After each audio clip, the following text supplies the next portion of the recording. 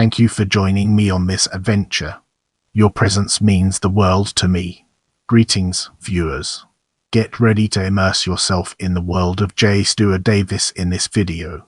James Steward Davis, October 11, 1890, disappeared on April 15, 1929, was an American lawyer and political activist in Baltimore, Maryland. During the years, Davis worked as a highly respected trial lawyer as well as a campaign organizer for Ashbie Hawkins, Al Smith, Herbert O'Conor, and the Democratic Party in Maryland. In 1929, Davis disappeared under suspicious circumstances. Let's now shift our focus to ancestry and explore the ways in which it shapes our perspective. Davis was born in Harrisburg, Pennsylvania in 1890, the son of a barber. His grandmother, Matilda Steward, is identified as living at 418 South Street, Harrisburg from 1900 until the family moved to 1511 Derry Street between 1910 and 1920. She was listed as a cook on the census records and is last reported in the household of his parents in 1920. His grandfather appears only on the 1870 census for Harrisburg as a Carter born in Baltimore. Without further ado, let's move on to the topic of education. After his graduation from Harrisburg High School, Davis took a 2-year course at Dickinson College. Then he studied law there, graduating first in his class in 1914.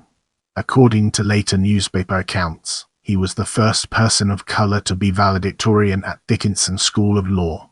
Brace yourself for an in-depth analysis as we navigate through career and its far-reaching implications.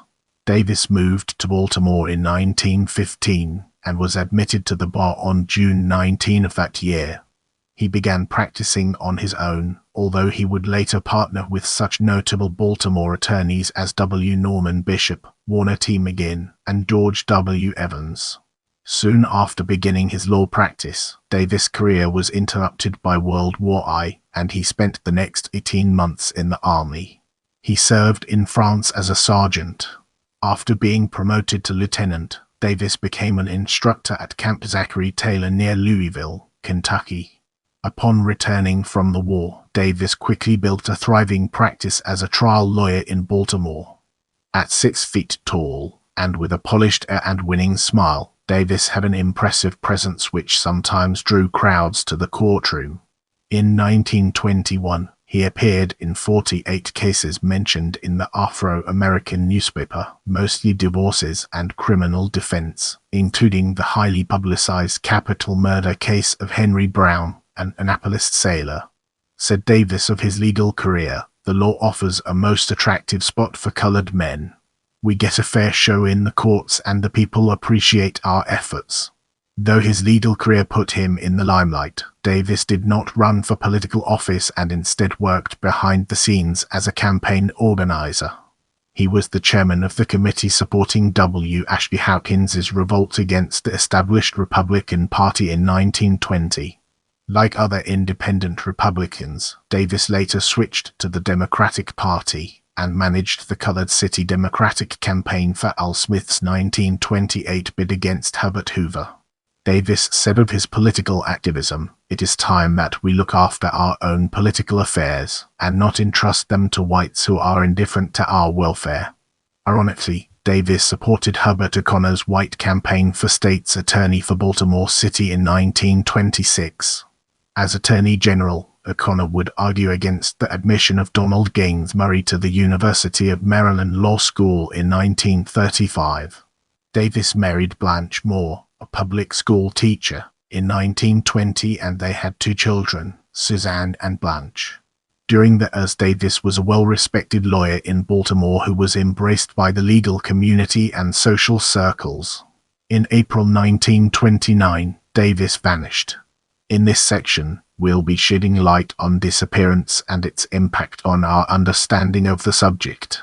On the morning of April 15, 1929, Davis left his home at 1202 Madison Avenue for his office at 217 Street Paul Place. He never arrived. His family initially concealed his absence, and the Afro-American newspaper first mentioned his disappearance in mid-May. An investigation by the Monumental Bar Association found that Davis had bought a train ticket to New York City on April 15, stayed at New York's 135th Street YMCA that night, and then checked out the following morning. Nothing further was reported found. There were many theories about his disappearance, but one persistent rumor was that Davis had misapplied money in an administration case and fled to avoid sanction. In a September 19, 1931 story, the Afro-American reported that an executive meeting of the Monumental Bar Association settled the case and swore everyone to secrecy, hoping to allow Davis to return to his practice, but no corroboration surfaced for this story. There were also unsubstantiated claims of sightings in various cities in the United States or in France. Thank you for watching. I appreciate your support, and I'll see you in the next video.